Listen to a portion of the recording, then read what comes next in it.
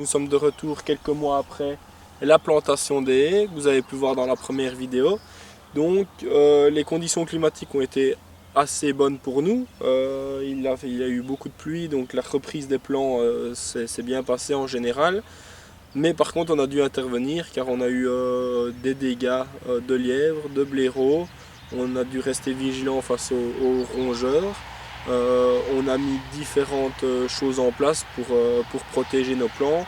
Et au final, ça s'est pas trop mal passé. Donc on n'a pas fait que ça. Il y a également eu de la tonte, du débroussaillage bien sûr. Les plants étaient assez petits, assez jeunes. Et il faut absolument qu'ils ne soient pas noyés par la végétation. Donc on va voir tout ça ensemble dans la suite de cette vidéo.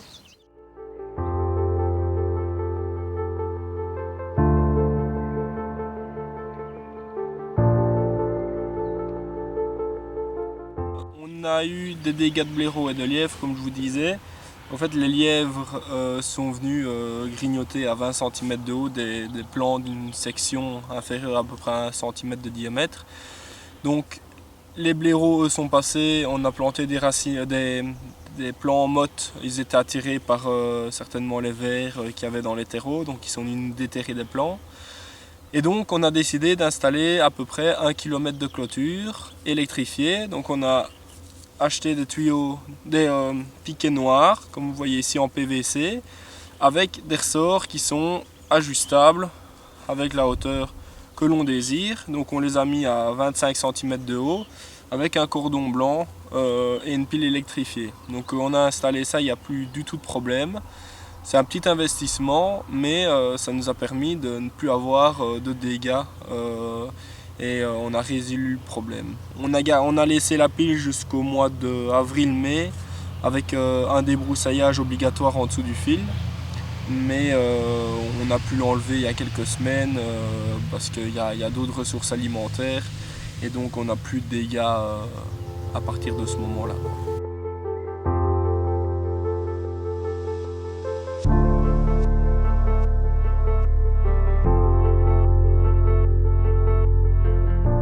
Donc après la reprise, après quelques semaines, on a tout de suite vu les plants qui allaient reprendre, ceux qui allaient un peu végéter, mais il y en a beaucoup qui ont repris. Il y en a d'autres qui sont morts ou alors des vivants qui ont eu des parties mortes. Et à ce moment-là, il est nécessaire d'intervenir pour une taille et couper les parties mortes de ce qui n'a pas repris pour permettre une cicatrisation rapide et un état correct des arbres après leur première année de plantation.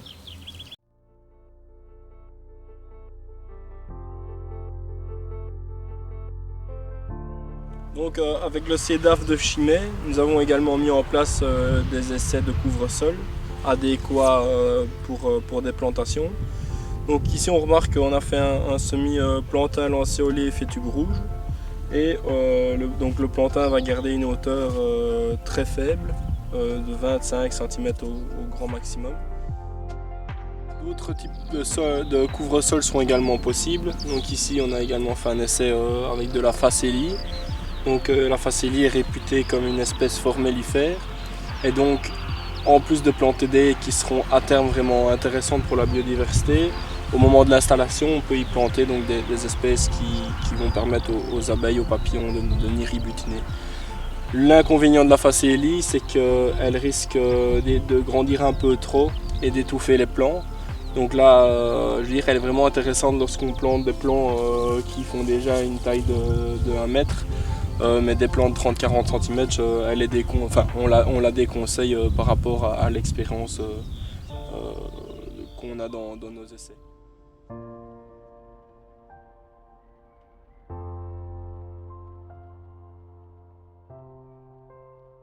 Donc après l'installation des haies, nous avons décidé de poser 4 perchoirs à rapaces. Donc il faut savoir qu'une buse variable va consommer jusqu'à 600 micromammifères par année, un peu moins pour le faucon cresserelle. Et le renard, lui, peut aller jusqu'à 6000 rongeurs par an, ce qui est énorme. Et il représente des alliés de taille pour la lutte des micromammifères, par exemple lors de plantation de haies. Donc ceci est un maoki. C'est un allié de taille aussi pour la lutte contre les rongeurs quand il y en a vraiment beaucoup. Donc c'est un moteur GX200 Honda qui fonctionne à l'essence, avec muni d'une pompe qui envoie un mélange diesel-essence dans les galeries des rongeurs pour les gazer. Donc l'avantage c'est que le rongeur va être asphyxié en quelques secondes, il va mourir, mais surtout il va rester dans la galerie. Et l'avantage de ça c'est que par exemple des charognards comme les milans royaux, différents mammifères qui vont passer par là ne vont pas consommer un animal qui a été gazé. Donc on pourrait utiliser certes des moyens techniques avec du piégeage mécanique, mais il faut bien se rendre compte que quand on plante 1 kilomètre de haie, ce n'est pas possible. Et donc il faut recourir à des moyens, peut-être certains diront plus cruels, mais si on veut arriver à avoir une haie pour la biodiversité un jour, malheureusement il faut lutter au moins les premières années contre les rongeurs. Quand les arbres feront 1,50 m et auront 2-3 ans, à ce moment-là il n'y a plus beaucoup de tracas à se faire, mais en tout cas les 2 premières années c'est important d'être vraiment vigilant face aux rongeurs. Donc voilà comment ça fonctionne. Donc quand on trouve une galerie de campagnols ou de taupes, on y met la bouche ici, comme ici, voilà, avec le pied. On s'assure que il n'y ait pas trop de trous sur les côtés pour que vraiment le mélange aille, le mélange gaz aille dans les galeries. Donc on l'allume, bouton on, le gaz est fermé.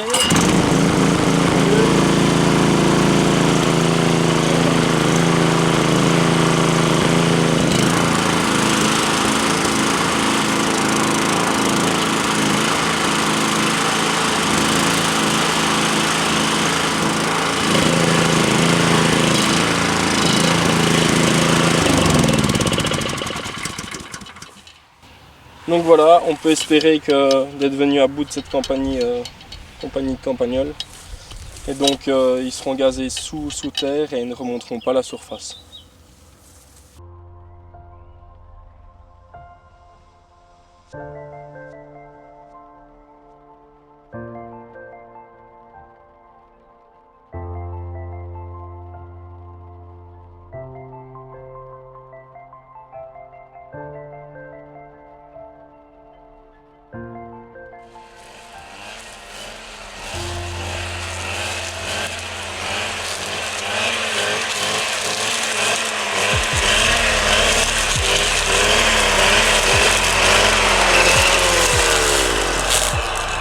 À première vue, on dirait que c'est un peu le fourré quand on voit les bandes comme ça.